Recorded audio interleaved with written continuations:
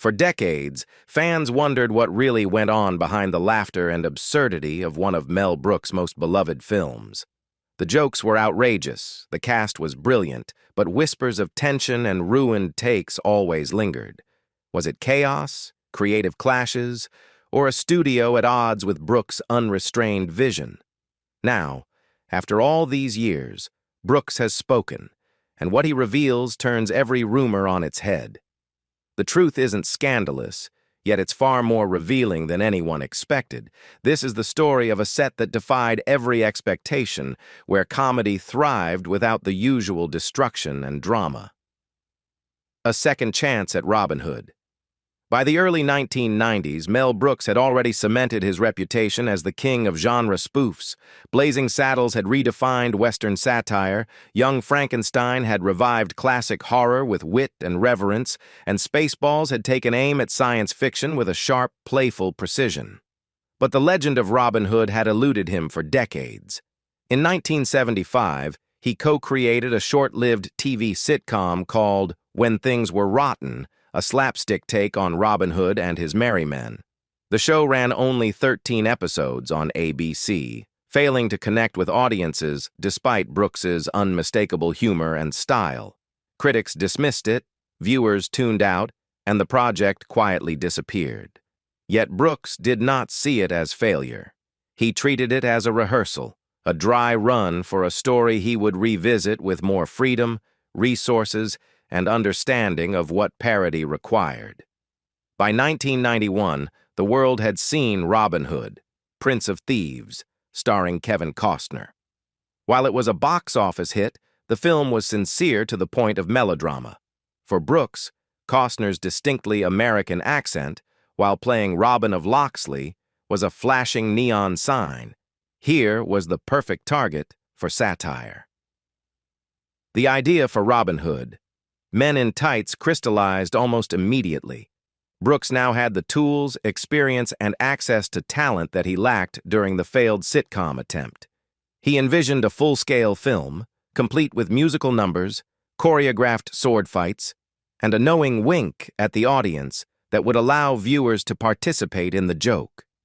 Unlike the rushed television effort, this was to be Brooks' full reclamation of the Robin Hood story.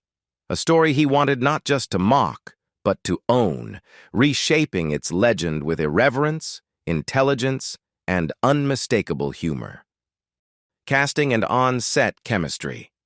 Mel Brooks's genius wasn't just in writing jokes or devising absurd situations, it was in assembling the perfect ensemble to carry them. For Robin Hood, Men in Tights, casting was critical. Robin needed to embody charm, dashing heroism, and self-aware humor all at once. Cary Elwes, fresh from The Princess Bride, seemed ideal. Yet when Brooks first called, Elwes believed it was a prank, thinking someone, perhaps Jim Carrey, was impersonating Brooks. Only after multiple calls did he realize the offer was genuine, and he quickly embraced the opportunity. For Elwes, the chance to work with a living legend was both surreal and exhilarating. He brought not only charm and impeccable timing, but also practical skills from his previous swashbuckling role, aiding choreography and helping fellow cast members navigate swordplay sequences. His ability to balance the absurd with the heroic grounded the film, giving audiences a Robin Hood they could root for, even amid chaos and parody. Meanwhile, Brooks discovered an unexpected star in 19-year-old Dave Chappelle, then a stand-up comic in New York. Brooks saw potential but wasn't fully convinced until Elwes advocated strongly for him. Chappelle's role as Achu, Robin's loyal sidekick, became iconic, not just for his comedic timing, but for his effortless ability to riff while staying true to character. Many of his now famous lines, including the ad-libbed "Achu," "Bless you," weren't scripted, yet they fit seamlessly into the film's rhythm. Off-camera, Chappelle was still green but well-liked, his energy reminding Brooks of a young Richard Pryor, unpredictable, electric, and clearly destined for greatness. Supporting roles further strengthened the film. Richard Lewis, cast as Prince John, agreed to participate only if he never rode a horse. A quirk Brooks embraced, turning it into part of the character's neurotic charm. Roger Rees's Sheriff of Rottingham brought Shakespearean intensity to absurdity, while Tracy Ullman, as the grotesque latrine, fully committed to the bizarre humor, improvising freely alongside Rees to create moments that became cult favorites. Even Brooks himself stepped in as Rabbi Tuckman, injecting his signature style of self-aware, culturally playful comedy. On set, the cast gelled quickly. There were no egos clashing, no creative battles. Everyone understood the film's tone, silly, collaborative, and built on trust. Brooks encouraged improvisation, but guided it carefully, ensuring the chaos never overwhelmed the structure. This camaraderie, a mix of seasoned professionals and bright newcomers, created a joyful energy that carried through the film, making the absurd feel effortless and the parody resonate beyond mere gags. Action, slapstick, and musical numbers. Even amid absurdity, Brooks insisted that the action sequences in Men in Tights feel authentic. Swordplay wasn't just for show, it was carefully choreographed to parody heroic swashbuckling while still showcasing genuine skill. Cary Elwes, with his prior experience from The Princess Bride, helped coach less experienced cast members, ensuring fight scenes retained both comedic timing and believability. The duels, whether in the royal banquet hall or on precarious wooden bridges, were layered with slapstick, chairs smashed, tables toppled, and characters launched into chaotic pratfalls, yet every beat was deliberate. A prime example involved Little John, played by the physically imposing Eric Allen Kramer, who flails helplessly in shallow water. His sheer size contrasted with vulnerability, turning audience expectations upside down while eliciting uncontrollable laughter. Slapstick, a cornerstone of Brooks's style since The Producers, appeared in every conceivable form: frying pans wielded as weapons, broomsticks doubling as swords, and old men wandering through chaotic brawls as oblivious extras. Yet even in its physical comedy, the timing was precise, rehearsed meticulously to land the joke without diminishing the scene's clarity. The legendary tree gag with Blinken, the blind servant, showcased Brooks' attention to detail. The collision was played deadpan without exaggerated cues, emphasizing the humor in simplicity while demonstrating trust in the performer's timing. Actors rehearsed such sequences repeatedly, not out of difficulty, but because the laughter from the cast and crew often disrupted takes, a rare, joyous challenge on a film set. The musical numbers added another layer of complexity. The titular Men in Tights sequence required full coordination, synchronized movement, twirling canes, snapping tights, and perfectly timed stomps. Cast members revealed in interviews that mastering the choreography was sometimes more demanding than sword fights. Brooks, ever the perfectionist, demanded exactitude without compromising the chaotic, playful tone of the film. Weeks of rehearsal culminated in routines that felt simultaneously disciplined and spontaneously joyful, reinforcing the film's identity as a musical comedy hybrid. Even anachronistic gags like the heat-seeking Patriot arrow in the tournament scene combined visual effects, practical stunts, and deadpan humor, demonstrating Brooks' dedication to execution. Every absurdity, no matter how cartoonish, was grounded in structured planning.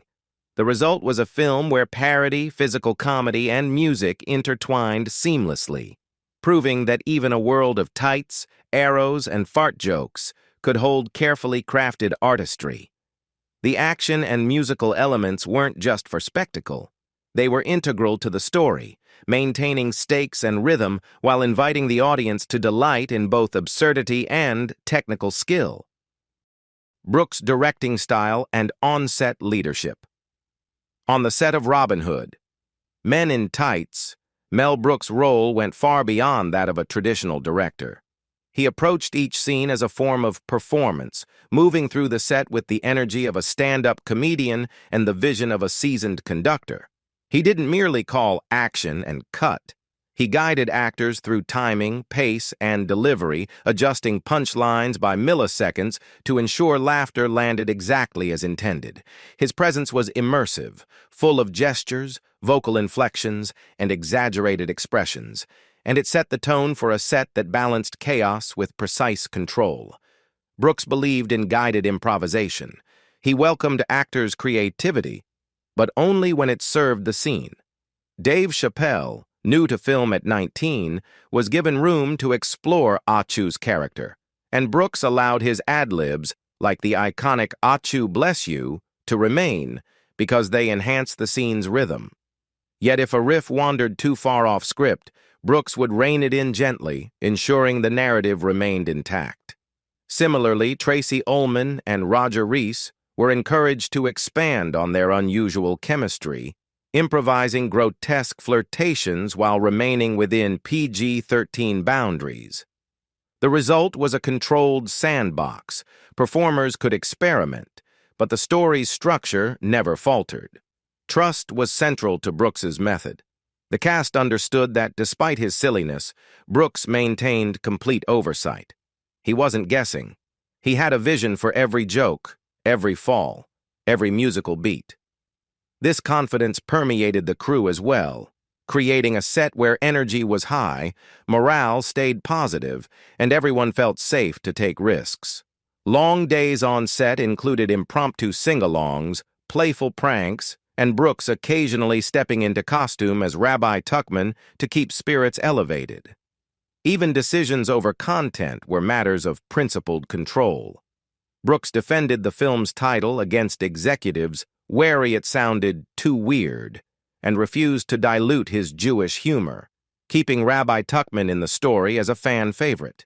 He understood the importance of authenticity and parody. The comedy would resonate because it was unapologetically his voice. While modern films often require meltdowns or ego clashes for creative tension, Brooks achieved brilliance through leadership, encouragement, and unwavering vision. The result was a set that thrived on collaboration, improvisation, and sheer joy, proof that even controlled lunacy could produce cinematic magic without strife. Cult legacy and audience reception. When Robin Hood Men in Tights premiered in July 1993, it entered a cinematic landscape that was, in many ways, unprepared for Brooks' style. The early 90s were dominated by big-budget action films, serious historical dramas, and a wave of grittier comedies. In this environment, Brooks' old-school parody, complete with musical numbers about tights and absurd slapstick, felt almost out of place. Critics were lukewarm, some dismissing the film as dated, juvenile, or uneven. Comparisons to The Princess Bride were common, but often unfair. Brooks' films thrived on chaos rather than sentimentality, blending farce with homage in ways that didn't always align with contemporary tastes. Audiences were kinder but cautious. Box office numbers were modest. The film made a profit, driven largely by fans familiar with Brooks's work and those intrigued to see Cary Elwes return to swashbuckling form. For a time, it seemed like Men in Tights might become a footnote in Brooks's storied career, a quirky, lightly remembered diversion rather than a lasting cultural artifact. Yet this perception changed as the home video era reshaped viewership. VHS rentals, cable airings, and later DVDs allowed the film to find an audience far beyond the theater. Repetition on Comedy Central and in home collections created a second, third, and fourth life for the movie, cementing its reputation as endlessly quotable and memorably absurd. Over time, Men in Tights evolved from a modest success into a cult classic. Its humor, though seemingly simple and chaotic, resonated because it trusted its audience to engage with the joke. Lines like, we're men in tights," or "Call the locksmith," became inside jokes, circulating among siblings, college friends, and theater enthusiasts, embedding themselves in the cultural lexicon. The film's charm lay in its combination of innocence and subversiveness, absurdity and heart, creating a nostalgia that didn't rely on superficial references, but on the palpable energy and camaraderie of the cast. This longevity, Brooks later explained, was proof of the film's enduring quality. Men in Tights wasn't merely a parody. It was a celebration of collaboration, creativity, and fearless comedy. It showed that humor could thrive without drama, that a film could be meticulously crafted yet feel spontaneous, and that audiences could embrace the ridiculous without losing connection to story or character. Over decades, what began as a niche spoof became a shared experience for generations, proving that Brooks's vision, fully realized, had a life far greater than initial expectations. Lessons from Men in Tights. Decades after its release, Robin Hood. Men in Tights remains a testament to what comedy can achieve when allowed to be unapologetically itself. Mel Brooks' revelations about the set confirm what fans long suspected yet never fully knew. There was no scandal, no major conflict, no hidden drama. Only a director at the peak of his creativity and a cast willing to embrace absurdity with joy. The humor thrived not because the actors suffered, but because they were encouraged to experiment, improvise, and trust Brooks's vision. Every ad-lib, every perfectly timed pratfall, and every musical number reflected careful orchestration and respect for both the story and the performers. The film's cult status underscores how timeless collaboration and clear comedic vision can resonate across generations. Lines that were once just clever jabs at Kevin Costner or playful fourth-wall breaks have become cultural touchstones, quoted and remembered far beyond the initial audience. The film's absurdity, its tights, heat-seeking arrows, and slapstick chaos, never undermined its heart. Robin remained heroic, Marion remained noble, and even the villainous sheriff retained his presence, ensuring that beneath the laughter, the story held emotional weight. This blend of chaos and control, improvisation and structure, made Men in Tights enduring, allowing it to grow with its audience and become a shared experience for those who appreciate both homage and parody. Brooks's reflections are more than anecdotes. They're a lesson in leadership, trust, and creative courage. Comedy doesn't require suffering. It requires vision, patience, and the willingness to let talented individuals shine within a cohesive framework. The set of Men in Tights proved that a joyful, collaborative environment can produce work that stands the test of time, even when the jokes are outrageous and the antics absurd. Have you ever watched a movie that felt alive because of the energy behind the scenes? Did Men in Tights surprise you with how much care went into its chaos? Share your thoughts in the comments below, and don't forget to subscribe for more stories behind the films you love. Thanks for watching.